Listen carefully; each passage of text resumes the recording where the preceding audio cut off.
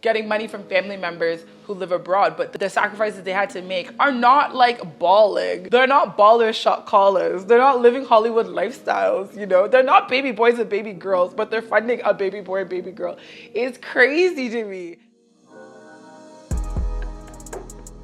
Hey guys, welcome back to my channel where we're all about value adding content for you to live an authentic and fulfilled life. Today we're back with another episode of KB's and Chai, where we just sit down and chit chat and talk about various different topics that are relevant to Africa, the African diaspora, and whatever else there is. All right, let's get into today's episode. So today's episode actually is a topic that went, I would say, viral about 4 weeks ago, but I wanted to film this 2 weeks ago and you guys know how I am. But anyway, it's basically about sending money back to Africa. I would say back to Africa, but I am in Africa. So sending money to Africa. So let's watch the TikTok real quick.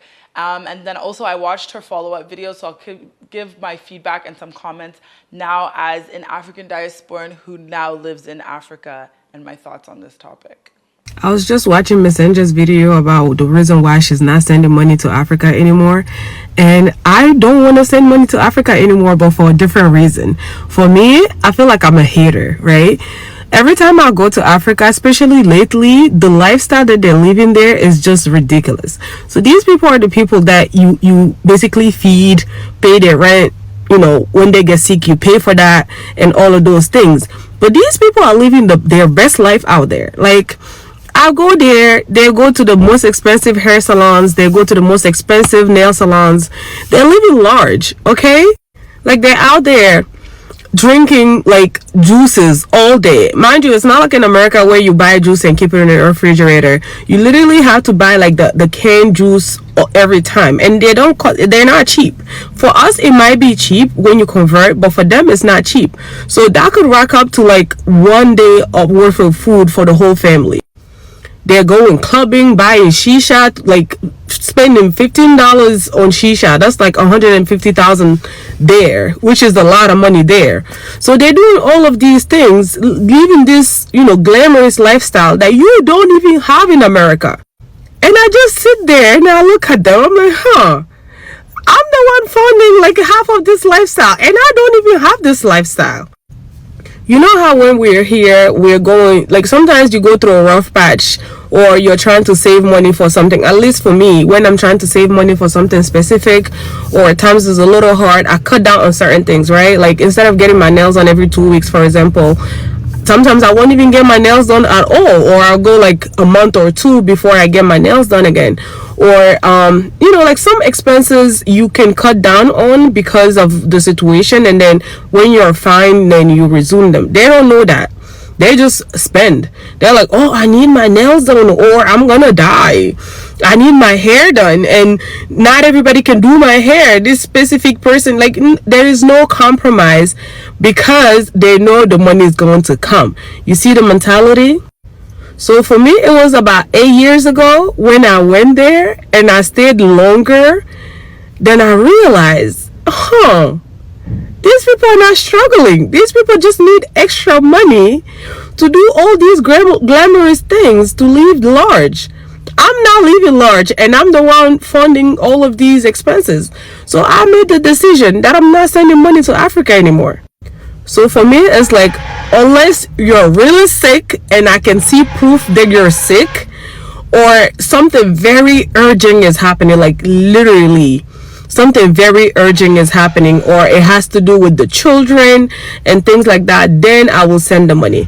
But just to send money and pay somebody's rent, or you know, like things like that, I don't do that anymore. No more sending money to Africa. And I kid you not, as soon as I made that decision and I started sticking to it, my life here changed. You know what I mean? And the whole time you're sitting there, oh, I need to look for baraka, I need to look for baraka. I feel like some things don't even have baraka in it. The baraka will stop with my mom and my dad, and the rest of the people can just, let's all work for our lifestyle. I want to have that lifestyle too. I just don't have somebody else paying for it. So let's all work for our own lifestyle. Y'all don't mind me and my fan, like the heat is on another level in Uganda lately. Anyway, she had a lot of valid points. And honestly, the topic of conversation was just so relevant, especially to KB's and Chai. So I'm like, let me bring it on the platform.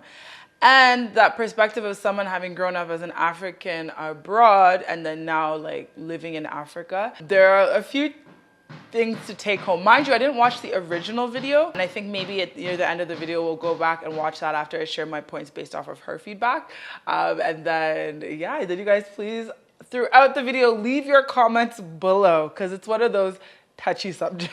So I think the first point that needs to be made is that whenever somebody needs your help, whenever someone in your family needs your help and they're destitute, like destitute as in you're sick, you're unwell, you're not capable of being able to help yourself, I think across the board, we're all in the same understanding that you should help that person for sure. I think that's crazy. Like, you definitely need to help that person. And when I watched her YouTube videos, I'll also link her videos there below in the description box. But when I watched her YouTube videos, she did mention that your only people that you really need to be taking care of are your children, because they're like your legacy. So the only place I feel like I would definitely put a little bit more input on that would be your parents. I feel like when your parents are in a place where and position where they do need help and they've come to that point where, you know, like, you want to be able to take care of them. They're retired, whatever it may be. I really do believe that that's a stage where those are people that you need to also take care of. Outside of that, whatever you personally feel like, the people that you want to add into that equation, feel free. That's really a personal preference, and everyone's dynamics are going to be different. You know, you're going to have aunts, uncles, nieces, nephews that you just will have to take care of, and that's okay. But I do see where the thin line can be, where there's definitely not a clear difference between those that are your dependents and those that are just like there. I'd also throw in grandparents this equation as well. I kind of also forgot that, but I just feel like there are people who really are in the lineage to that really helped frame and shape you.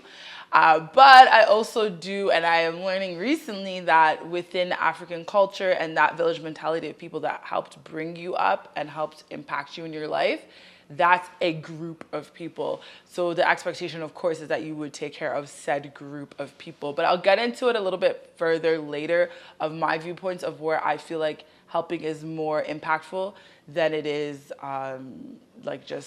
you're just doing a disservice.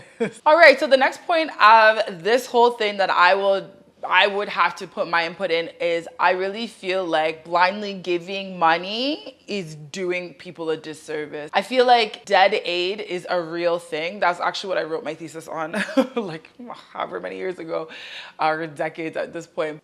Just giving blind money, and it's the same thing that the Western world does to Africa. Same thing that governments abroad do to their citizens, and it's the same thing that we often do in families without realizing that we're doing it. It's actually a disservice not giving the person the tools or the skills, or paying for said tools and skills, versus just blindly giving them obscene amounts of money or just random bits of money. I remember once in my life, I remember being so, like, you know, in your 20s, you like fight for your problems, you fight for everything you believe in. And I remember getting in this argument and debate with a friend of mine, and they were like, no, like, there's that Bible verse, like, you give with one hand.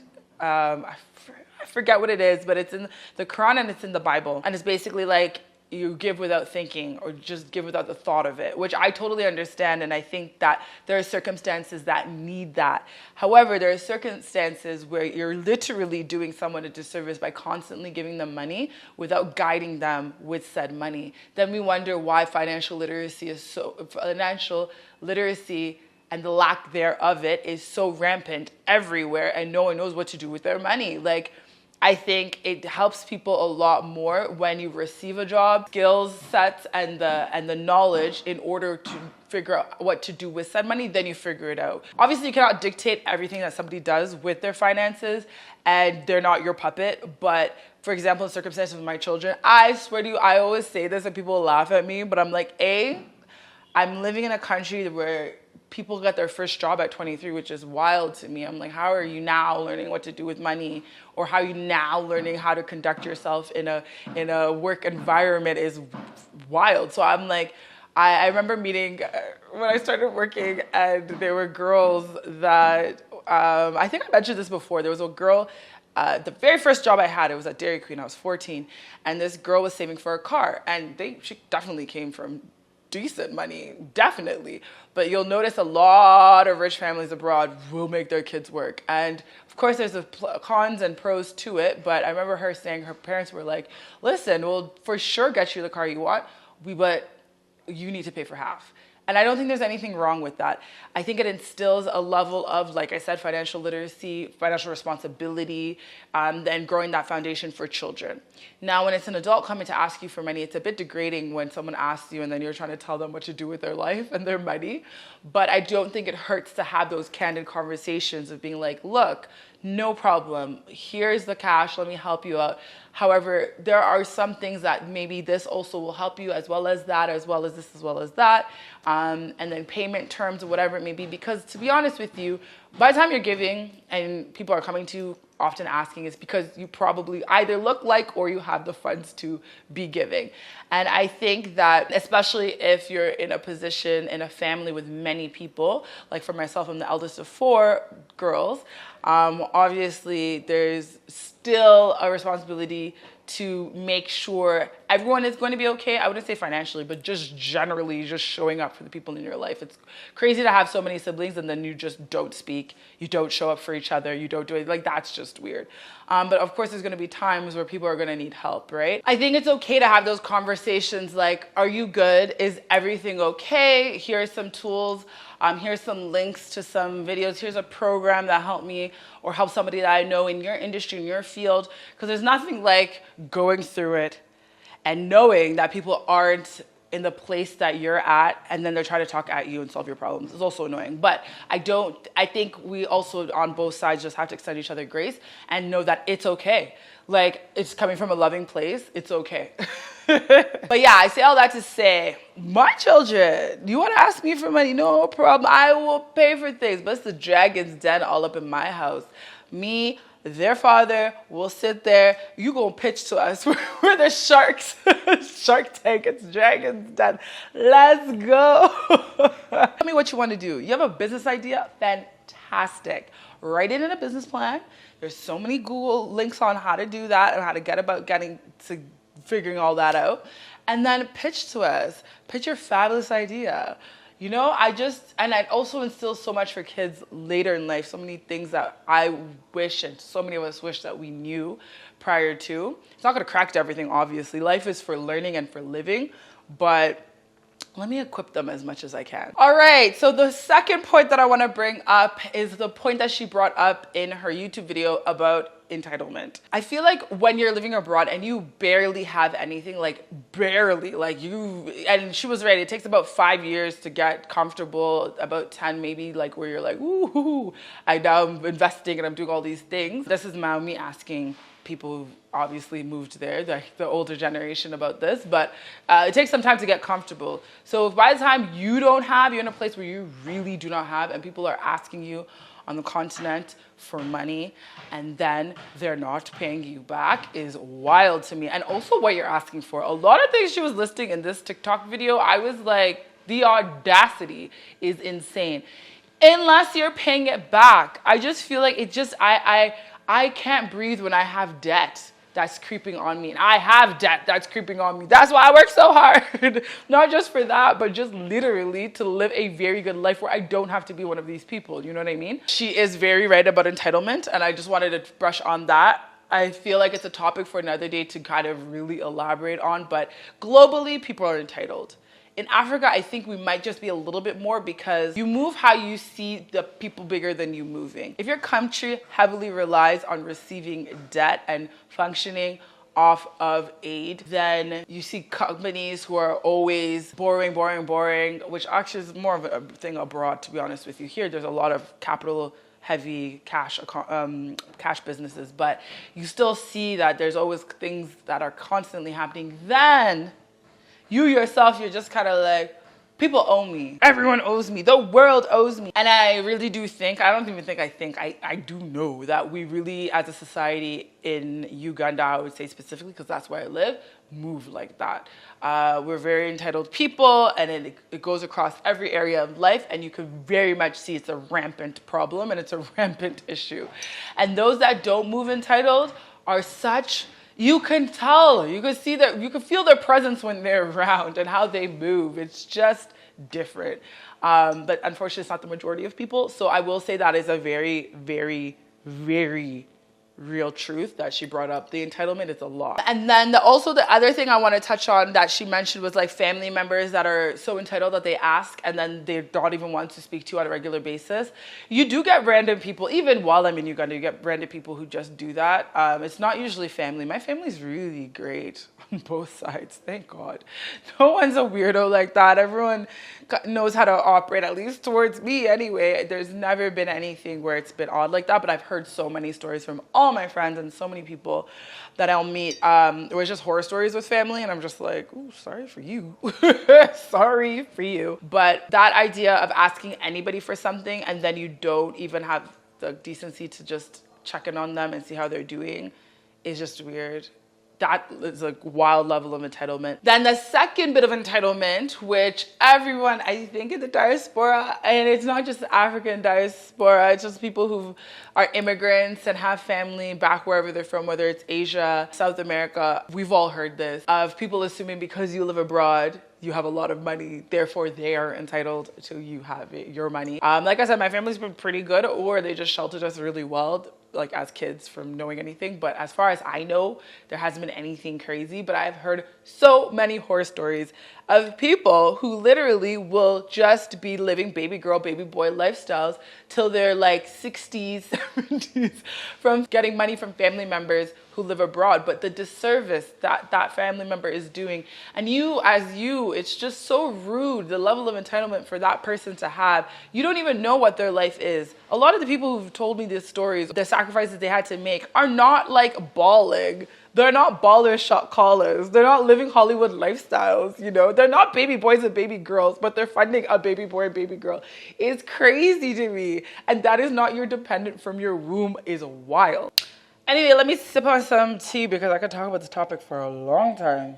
So the next point I want to mention is something I've already touched up on like lately throughout this video, but it's the fact of mismanaging funds. Financial literacy, like I said, is just not a common thing. It's like it went over our heads. I don't know why. That's also a topic for another day. I think I'll do more research on the history behind it, especially from the community of just African Americans in North America. I was going to say North America and Western world in general. I'm going to blanket everybody there. And then I'm going to blanket Africa as well, because they're still, as much as there's like oceans apart and worlds apart, it's a very similar problem across the board. But mismanaging funds is real. Even those who are definitely in need. I've seen it here. I've seen it here on a regular basis. And there's never really a plan. There's never really a proper plan. And I go back to saying, if that's the example that you're given by people who seem to have made it in society and they're mismanaging how they allocate their funds, obviously it's going to be the same for you, right? So that goes, like I said, to corporations, NGOs, big government bodies across the world. Look at Canada. I think we've been in a deficit forever. Ever since I've been in school, all I've heard is deficit, deficit, deficit. And then we keep doing all these crazy things, funding things outside of the country. And I'm like, you need to focus on Canada. I understand. Not that I agree, and I really could care less because it's not my country, although they impact the world, rest of the world. But I understand how Trump got voted in twice, simply because people are frustrated. Focus on your own. Mind your business. Mind your business. Focus on what's happening inside your country. That really should be your main priority, really and truly. So anyway, I go back to say that the lack of financial literacy is very real, and it's nothing more frustrating than to give some people money and consistently give people money for a problem, and the problem is never getting solved. I can only imagine. I've never been in that position so far where it's been like financially detrimental to me, but I can literally only imagine like how frustrating that can be. And especially when you're not on the continent or in the country that you're sending the money consistently to, and you're just not seeing the problem being solved, but you're the pretty much like the money bags of financing said problem. Oh, no, not me. Don't ask me. Don't ask me. Keep me out of your problems, please. I will come with a guide on how to help you get out of your problems and your issues and the initial funding. And that's as far as it goes. But keep on keeping and just send blindly. Couldn't be me. I don't know if that's the individualism from growing up in Canada, but like it couldn't be me. So my second last point was literally what I mentioned earlier in the video, that if you feel like it's not giving because of the way that I give, then I'm so sorry, honey. I'm not the one to go to. I'm not the money bags. You're gonna have to find another money bags. I'm not the one. I'm really not the one. And I feel like, and I've seen it in my life, those people who've come to ask me for just help in general. I love helping people. You guys, I have a whole channel devoted to literally just pouring out information and pouring out to others. And there's no one who can come to me and I wouldn't want to help you with your problem, you know? But just giving blindly is wild to random people. I would do it for my kids as long as I feel like it helps them. And then after that, I'd probably give them guidance and be like, okay, like what's really going on? Where can I help you? And I just see how generous my parents have been to helping myself and my sisters with various different things and endeavors that we have going on in our lives. So I would never take that away from anyone at all. Like I would never take that away. I'm so grateful for that. Everybody outside of my immediate nucleus, I'll help, but we're gonna have to have some terms and conditions, honey. And not because I feel like I need my money back. Where's my money going? It's just simply like, am I really helping you? Is it impactful? What am I doing for you? And with that being said, even my own children have to learn to pay things back, because you're just gonna assume that the world will always give to you, and you're not ever going to give. And you just keep taking is weird. So the last point I want to make to address something that she said in her video was how people will go to like nice salons or nice whatever to get their hair done or nails done better than where they're going in North America. And she was saying in Africa. And by the way, I didn't mind that she said in Africa. I do the same thing because I understand that we're a diverse people within even Uganda. I can sit here and talk about Uganda and it's there are so many different people, cultures, dialects. So Africa just is a nice little envelope. It's the same when I say North America. I don't just say America, and I rarely just say Canada, although that's my live-in experience, but there's relatable experiences. So that I understand. Anyway, getting back to the main point. When she was stating like helping those that they just use their money on like all these other things, the cost of living here is so much cheaper in Africa and definitely in Uganda, way cheaper. So when you're sending somebody money, it's a lot more, it goes a lot longer. Your dollar goes long. Your dollar goes far, it goes long, it goes far. It's a bit different. You know, even when you're going to these high-end nice places to do certain things, it's cheaper. No matter what, it's cheaper. To the extent of how much cheaper, it varies. It depends. I don't know. It depends on where you live. Here, it's still cheaper. Even if you go to the nicest restaurant, most high-end restaurant to go and have a meal, it's still going to be way less than any high-end restaurant you're going to go to abroad.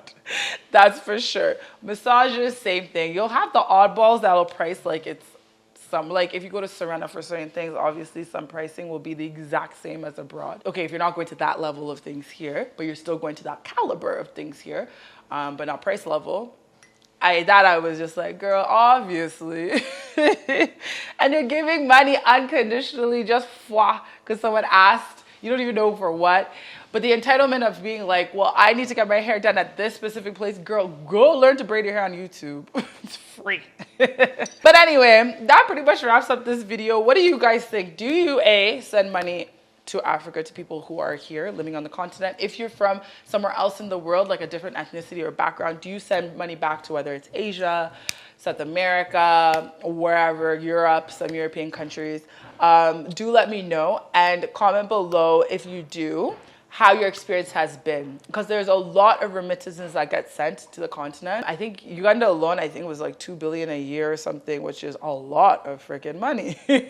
And that's one country, and that's like documented. People can come with cash, whatever, that's declared, right? So please share below your experiences of how it's been thus far, if you would continue, and what you were sending for. If it's health purposes, if it's for someone's upkeep and livelihood, if it's to your parents, if it's to to children, whatever it may be. Please share your stories below. I would love to hear your perspective and keep the conversation going. And maybe we could do a part 2 on some of these examples and just answering the different comments based off of the perspective of having lived in North America and now living here. Thank you guys so much for watching. Thanks again so much for sharing this video with all the people that you guys keep sharing to. The shares are going up. I love to see it. The more you share, the more you thumbs up, the more you thumbs up is liking. Wow. The more you do the above, the more I see and the more the algorithm understands and the more that I see the content that you guys like. For example, some popular videos as of recent that I knew that, okay, the topic is hot, so let's bring it back. Let's veer it to this direction, whatever it may be. But yeah, it helps a lot. So thank you guys so much. Please do remember again to like, subscribe, hit the bell notification button, and I will check you guys in the next video. Thank you guys so much for watching. Bye.